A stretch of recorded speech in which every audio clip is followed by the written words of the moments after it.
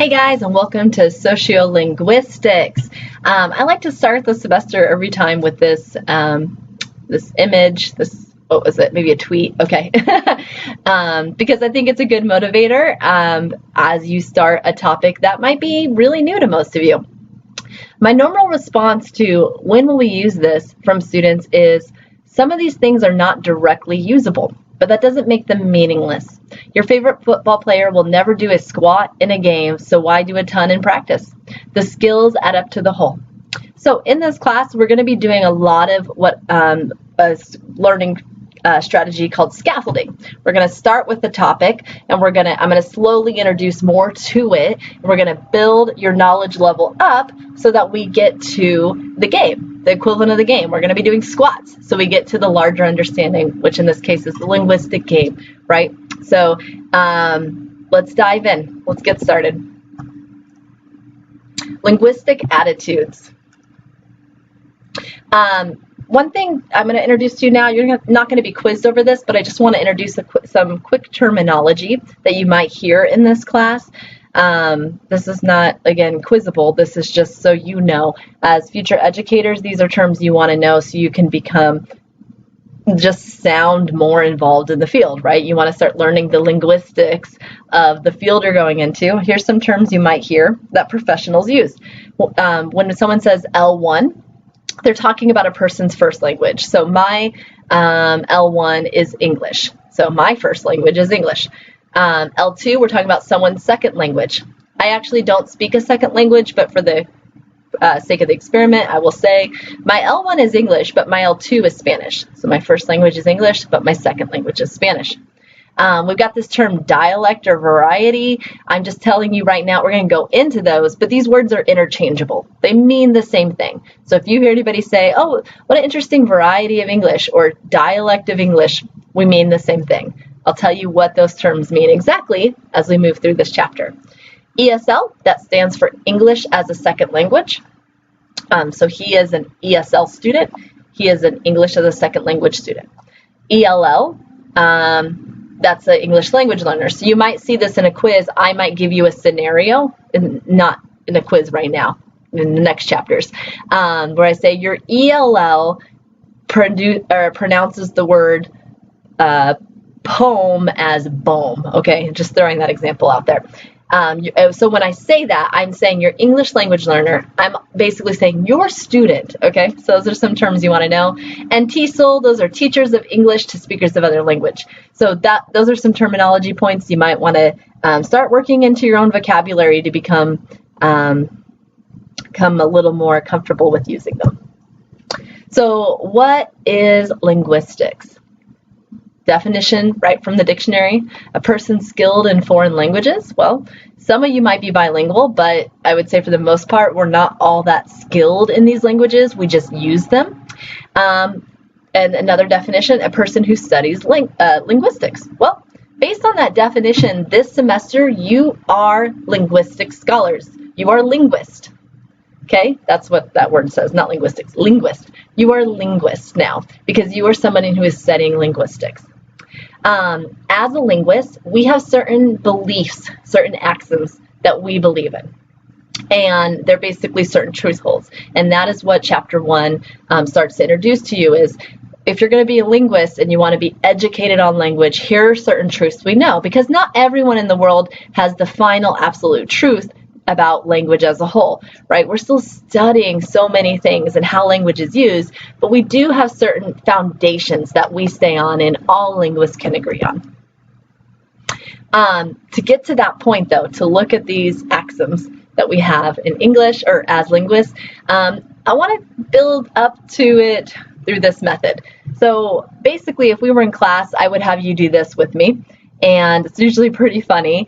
So try it at home, but I want you to tell me adjectives that describe these types of languages. So British English, Italian, Spanish, not Spanish as in Mexican Spanish, but Spain Spanish.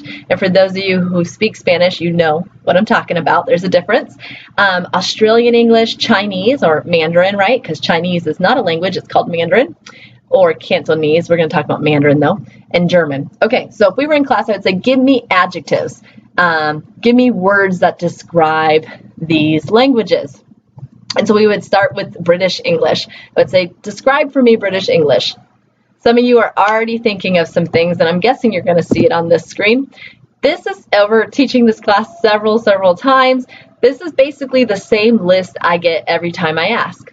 Oh, British English is posh, sophisticated, fancy, intelligent, also a little snobby, okay?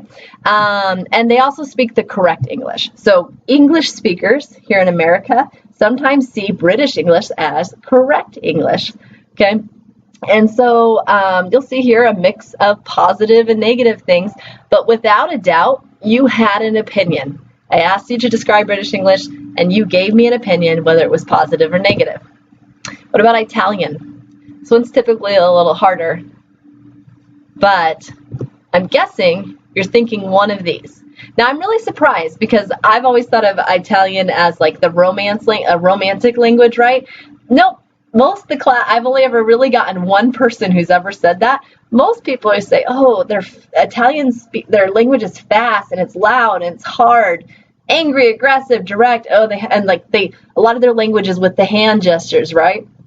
So again, we're showing we have some opinion about a language. British English was still English and we had an opinion about it. Italian, it's a whole different language and we seem to have an opinion on it. Okay, well, what about Spanish? And not like South America Spanish or Mexican Spanish, but Spain Spanish. What do we think about that? And I'm guessing most of you thought this, especially if you're bilingual, or Spanish is one of your languages. They're very formal, right? It's a very suave, proper Spanish. They think they are elite, right? So if any of you ever had to learn Spanish here in America, so in the K through 12 system, or even in higher ed, you're not learning the same Spanish that is being spoken in Mexico. You are learning Spain Spanish, and it's very formal. It's very proper. I love this meme right here. When you take Spanish as a Spanish speaker for an EZA, and they start teaching you that Spain Spanish and not the normal Spanish, it's so funny and it's so right on. Okay, but there's a difference. So even Spanish speakers who speak Spanish have an opinion about Spain Spanish. It's different. Australian English. I usually get lazy, country, friendly, funny. By the way, the meme on the right is not true. The Google Translate doesn't translate it that way. But listen to this difference. So ladies and gentlemen, thank you for coming this evening. Sheila's and Gentle Joey's, Boomerang, Shrimp, Hugh Jackman. Okay, so it's poking a little bit at the culture and the language difference, right? But here we have Australian English and we have an opinion about it. What about Mandarin Chinese? Okay, what's your opinion on that? Hard, difficult, complicated, fast, no emotion, right? People think that it sounds very harsh, stressed, serious, judgy, okay? I like this one too. If you try to understand Chinese by translating the words literally, bad time will be experienced you. So, it's a difficult language. That first one, hard and difficult, is the typical one I get. It is a very difficult language. All languages are difficult, but especially a language like Mandarin would be difficult for us as Spanish and English speakers because that's an Asian language. They have a whole different system, so it would be difficult. I like that meme especially, though, because bad time will be experiencing you. You can fix that, right? If I were in class with you and I said, fix that sentence so it sounds correct in English, you would probably say, you will experience a bad time, or you will be experiencing a bad time. Okay, you can correct that because, again, like I said, you're not blank slates, you're bringing stuff into the classroom. But this is showing how the syntax, word order, the rules in Chinese or Mandarin are different than English. So that might be the word order, the syntax, the rules in Mandarin, to put those in that order, but in English our syntax rules are different. Okay, German. This one. Always the same response. Harsh, ugly, angry, scary, threatening. I had one student, only one student ever, say something nice about German. Beautiful and passionate. One student out of so many classes. The rest are typically harsh, ugly, angry, scary, threatening. And I like this one on the right too. So the word pedal, you can look at the word pedal, it's the English word, right, in multiple languages, and it sounds very similar. It sounds very, not many different sound differences or pronunciation differences to say it between these different languages, Hungarian, American English, French, and Spanish, and then you get to German. And I'm not joking, you can go look up pedal, the German word for pedal, and it's basically that word. So it's funny because you see these faces, it's, oh, it's such a pretty sound, pedal, pedal, pedal, and then you get to German and it's like bluten, blatten, okay? And they say, oh, that sounds so harsh. So here we go, here we have a comment about German. The funny thing is, and this whole exercise is demonstrating just that, which is that you have language attitudes.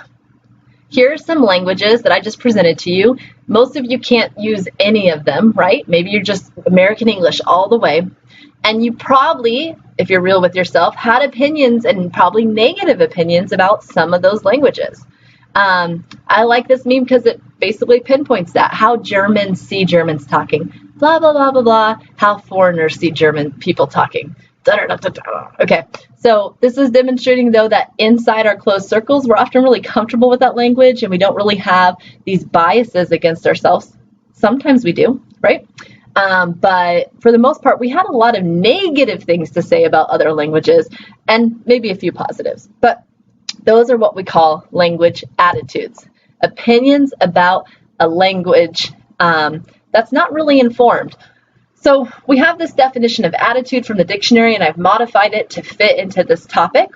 Just by, if it's a bracket, that means I've modified the definition. So the definition of attitude, literally, a settled way of thinking or feeling about someone or something, or in this case, someone's language, typically one that is reflected in a person's behavior. So this is a settled, we're talking about language attitudes. We're looking at a settled way of thinking about someone's language. And as you saw, those could be negative or positive attitudes. We liked some of those languages, we didn't like some. And this can be about our own language or another language. So we looked at American or British English, Australian English, that's still our language. And we looked at languages we didn't know, Italian and German and Mandarin. But we saw that we have opinions, we have settled way of thinking, settled ways of thinking about these things. So I always pose the question of, where did you get these attitudes? Where did these opinions come from? And typically the response I get there is from your family, your upbringing, or the media. And I'll give you an example of that in just a second. Another question I asked, though, are what are some of the stereotypes about American English? So we just looked at all these other languages. What do people say about us? The language you and I speak right now. What are the opinions we get? And honestly, every semester when I ask this class, very few students can tell me anything because you don't know. You're not necessarily aware of your own language, and it's the view of it by others. Maybe we're not talking about politics, or cultural differences. We're talking about language, right? What does American English sound like? What are their attitudes towards American English? And here they are. American English is hard to learn. Okay, so anybody who's ever had to learn English knows that it feels challenging. It's difficult. For the reason you saw the word like, right? In the prior lecture, we can use that so many different ways. So how do we teach that word? How do you ever get it straight in your head when you're learning the language? They say our language is lazy, that we're very loud, and there's a lot of truth to that. I don't know if you've ever been to an Asian country, South Korea, Japan, anywhere. Grab an American friend, get on a train in South Korea, chat with your friend like normal, and you'll realize you are the loudest people on the train, and you're not the only ones talking, but you are the loudest, because there is something boisterous about what we do in our culture, right? Americans talk fast. Well, that's funny because we just said that Mandarin Chinese speakers talk fast, but apparently we talk fast.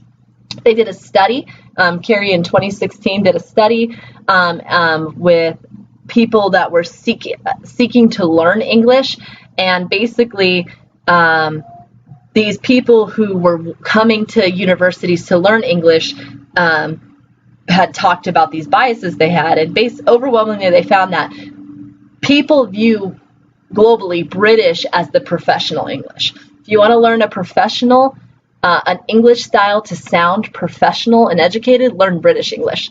But most of these same students want to study American English instead, even knowing that British English is seen professionally. They want to study American English because it's more urban. We represent a lot of the language in pop culture, in song, and film. And that's what they mean by urban. So people want to study American English because it seems cultured in that way. I like these memes. First rule of learning English, there are no rules, right? So you'll see as we investigate the language, it seems complicated at different points. So these are stereotypes and language attitudes that people have about us. This clip will automatically play for you in just a second, but it's a super awesome short clip on what English sounds like to people who don't speak English, right? Have you ever wondered that? How do you sound? You know the language. I can't produce any sounds that aren't familiar to you because I'm using sounds from your language. You know, when you hear Mandarin, you don't know that language. You think, oh, that sounds loud and fast and hard. But to them, it doesn't. Or we saw that meme with German. The German language to us sounds harsh, but to a speaker of German, it doesn't sound like anything foreign. So I'm going to play this clip for you and listen. I want you to think about how English sounds to those who do not speak English. Okay, so we've looked at some world languages, right? British English, Australian English, Mandarin. I mean, these are all spread out through the world. Let's talk closer to home, okay? I want to talk about Southern English, Californian, New Yorker, Midwest, and Hillbilly. Okay, let's talk about those. I want to use adjectives to describe these types of Englishes because these are all still English, right? The way Southerners, you and me, that's Texas people talk. I'm not from Texas if you can't tell, but I'm in the South right now. I'll call us Southerners. The term we're going to use for these types is called dialects, and I'll get to more of that in a minute. But tell me more about your attitudes on these languages. And then rank these types in your head from the best to the worst English. Who on this list represents the best use of the English language? And who could use some work, in your opinion? When we talk about those dialects, and I apologize, I didn't put slides in on it. So in class, I would ask you, tell me about Southern English. Okay, so that's Texas. Most of people typically, because we're from the South, want to say friendly, warm. I do have some people say, oh, we sound lazy, okay? So they'll describe the Southern dialect that way. When I asked about Californian English, they say it sounds like surfer boy, like surfer talk, right? Or valley girl talk. New Yorker, they say they sound rude and like maybe loud. Midwest, so the middle of the country, Colorado, Kansas, Illinois, that area, people actually typically can't give me a lot of feedback on that one. And I'll tell you more about that why. But I would ask you, describe those types of Englishes to me. Very few times do I get any comments on that, but sometimes I hear that maybe they talk too fast. And then we have hillbilly, which is not a linguistically correct term. We would call it Appalachian English, but that's later in chapter 1. But hillbilly typically gets the beat up the most, right? So I get lazy, uneducated, and a lot of negative things about that one. So we didn't discuss this in class as a discussion, but it's interesting, and that's typically where people would arrive at, like maybe class conclusions regarding this. In terms of best to worst English, typically Midwest gets the best. The Midwest sound or dialect, typically most people say, okay, well, that one's probably the better one, right? And then they end that hillbilly's the worst English. And I'm putting those in quotes because we'll get to that axiom in a minute. Okay, but when we talk about these dialects in the United States, we're talking about regional dialects, okay? So we're talking about how does the West or the South or the West Coast, California sound? How does New York sound? How does the South sound? We're talking about what we call regional dialects, the way language is split up into regions. Okay, and we also if you looked up dialect maps, you're gonna find quite a few different ones. Okay, so this dialect map actually splits California in half and says there's a dialect in the south part.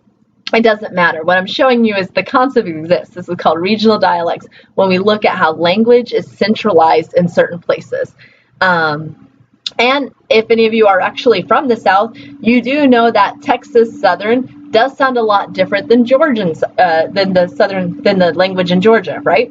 Okay, so we're talking about regional dialects, how language manifests and shapes different ways in different regions. When we were talking about, sorry, let me go see. I don't have a slide on it here. Maybe it's coming up. When we were talking about British English and Australian English and the other Englishes in the world, those were also considered regional dialects, right? They're spread across the world, but they're in different regions. So that's everything we've been exploring right now, are regional dialects. What is a dialect, though? This word I keep throwing out that I keep telling you I'm going to teach you. A dialect. Most people confuse dialect to mean accent, right? So a typical English speaker might say, standard English might say the word car, but someone from Boston might say ka. So it's more that's going to be pronunciation. And typically people think that that's what a dialect is. It's just pronunciation differences. Car, ka. No, dialect is actually so much more than that. It also includes, when we talk about someone's dialect, we're not just talking about sound differences, car, ka. We're talking about lexical differences, so vocabulary differences. This is the difference between who says pop, who says Coke, who says fizzy, apparently people do that, and who says soda. So those aren't pronunciation, that's not an accent difference, that's a word choice difference, that's a vocab difference. And the word lexicon you'll see quite a bit. It basically means words, like the word bank's different, right? When we talk about dialect, it also includes grammar. So who would say something like, we could harvest the corn? Could. We could harvest the corn. We might harvest the corn. We could harvest the corn. Okay, so that's a fixed expression typically in the South. I got to tell you, my father-in-law asked me, he's Texan, like he is real Texan. I am not, I'm from Colorado. He said to me, we came to his home and he said, what do y'all know good? And I said, what? And he said, what do y'all know good? Okay, what do you mean? Did we do something wrong? He said, no, what do y'all know good? And he said, he explained to me that is a Southern greeting for what are you up to? What are you doing? What's going on? Way over my head, because that is a dialect difference, a great example, the difference between the dialect he grew up in versus what I grew up in. Again, I want to remind you that dialect and variety mean the same thing. So what do we mean by regional? By saying regional, we mean that that these languages are geographically constrained, right? We can identify Southern English and Californian English or British English. So again, here's some example, the regional dialects. And there it is. There's what I was looking for. The map of regional dialects doesn't just mean the United States. It's when you're looking at a language like English and you're looking at all the different ways it's used around the world. So here we can see Australian English. Bottom right, in case you don't know where Australia is. Inside Australia, they probably even have even more regional English dialects.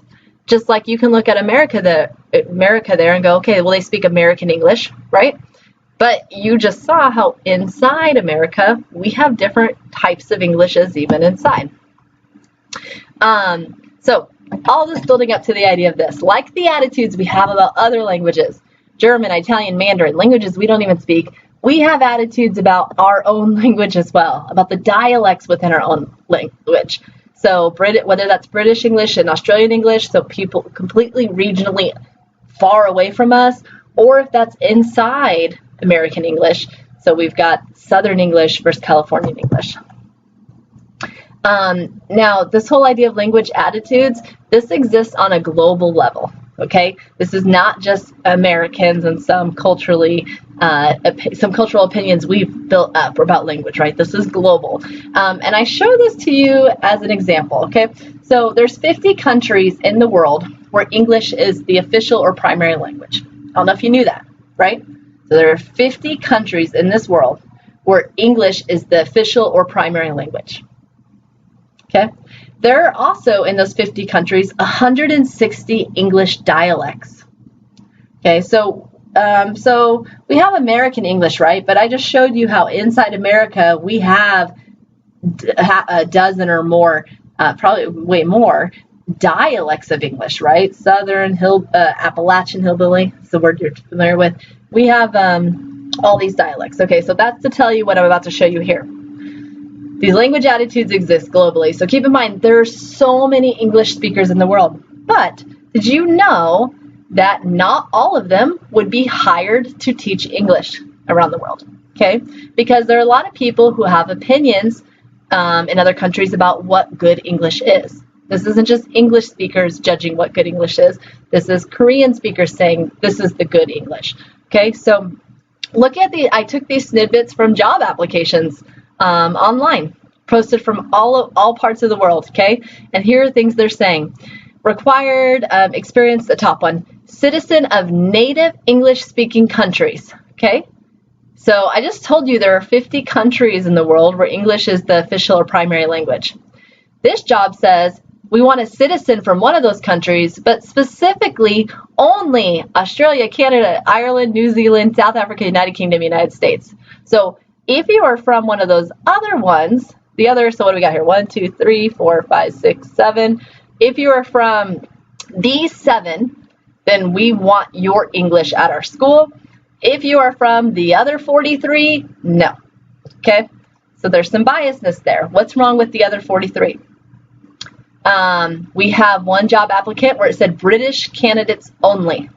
Okay, I don't remember where this was. This might have been, was in an Asian country. I just don't know which one. But they only wanted British English. In their world, their language attitude is that British English was the good English. That's what we want our school to teach. Okay, so you could not teach there. You would not be eligible for that position. I love this next one. Both native or non-native. So you can have English, meaning you could have been born like me and spoken English your entire life, or you could be non-native. So maybe you learned English growing up, but it's your second language, right? So you're not necessarily a native speaker of it. It's your L2 with a neutral accent. Okay, and that's the tricky part. What is a neutral accent? Who has a neutral accent? Do you Southern Englishers have the neutral English? Does British have neutral English? What is a neutral accent? There's no such thing. Linguistically speaking, there is no such thing. This is an example of an attitude. And if I tell you who the neutral, well, let's start. Back on the one screen, we talked about Californian English, Southern English, Midwest, New Yorker. I gave you those couple examples, right? There's so many more examples in the United States, but I gave you those couple. Who of those has a neutral accent? And there's actually an answer to it. It's not linguistically accurate, but this is an attitude. You have any guesses? I wish we could interact. But the answer I'd want from you would be Midwest. It's not, and that's where I'm from. Okay? So based on this job application right here, being from the Midwest, I could apply for it and be considered eligible because I technically, with the uneducated world's idea of language, right, I have the neutral accent. You guys should model me. By the way, you should say pop and stop saying Coke because you want to model me, right? I've got the neutral accent. So anyways, the thing is linguistically speaking, there is no such thing as a neutral accent. English has changed so much over the years. Who had the neutral accent at the beginning? No one did. Okay, but so why? So who are they hiring here? The reality is they're looking for people from the Midwest of the United States. Okay, and that's a language attitude. That's language biasness. So there's quite a few on here. Native English speaker. You must be a native English speaker. Only native English speakers from the U.S. or Canada or England. Okay, so they're saying some of you who didn't learn English till you were older, you're not even eligible. Okay, you're not a native speaker. This is a problem. Okay, it's a problem. So there's also some others that I wanted to show you just in terms of gender, right? So now not only are we going into language, but we're looking at gender. Some of these jobs said female only, native English speaker who's female. Female English teachers needed in Hong Kong, okay? So there's this precedent with not only does your English need to be like this, but you need to be of this gender. Then you look at other countries. So that's those first three were from Asian countries, okay, where the females are more seen as the educators, right? But then you go to the Middle East and Saudi Arabia, you'll see their job postings, most of them only want men, okay? So again, attitudes, these exist globally. So where did you get your attitudes? I'll play this clip for you in a minute, but I just wanted to share with you. I moved to Texas 10 plus years ago. I worked out in Commerce, Texas. It's out east of UNC Dallas, about an hour, kind of in the middle of nowhere. University's beautiful, but the town is a little remote, right? I'm working in my office for the first day, and outside my doorway, I hear somebody doing an impression of Boomhauer from this show called King of the Hill, which some of you have probably heard of. Okay, I hear somebody, it's my first day, right? I hear someone out in the hallway doing this impression, and it is spot on. It's so good. I get up, and I go out in the hallway to laugh with him, right? Like, man, he's good at this, only to find out that this is how he sounds. Like, this was a real accent. I had no idea, or this is a real dialect, right? I had no idea that this even existed. That people could really talk this way. Well, Boomhauer's characters, this is the show's based in Texas, right? So it's actually modeling some of the linguistic habits of the South, and specifically the rural area. So let me go ahead and play a clip for you just to show you, to my astonishment, what I was shocked to find actually existed in Texas.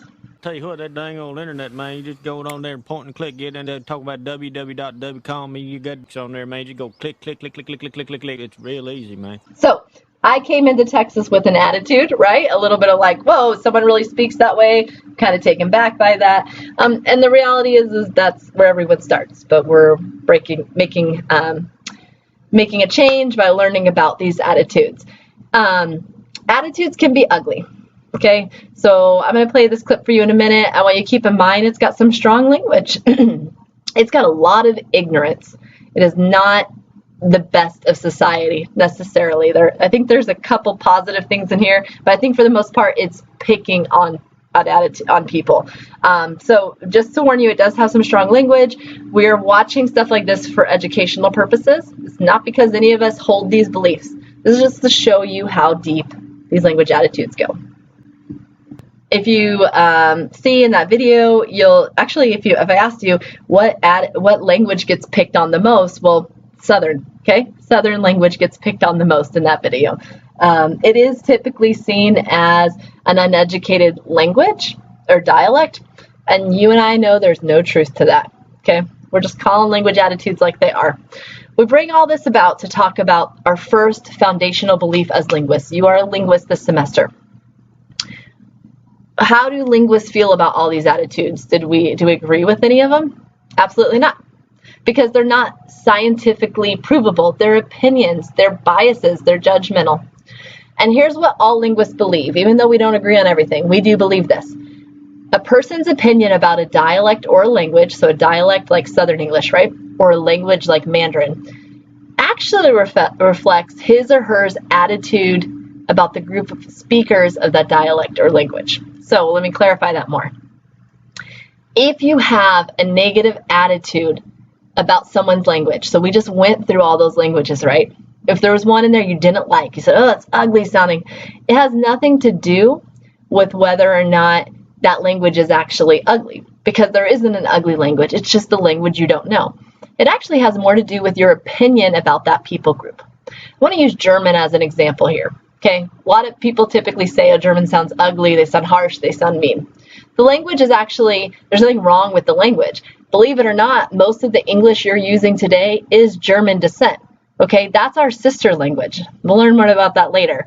But to say that's ugly, that's saying a lot about the language we're using in this classroom.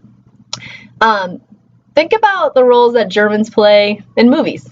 Okay, every now and then maybe a hot spy, right? But typically the bad guy.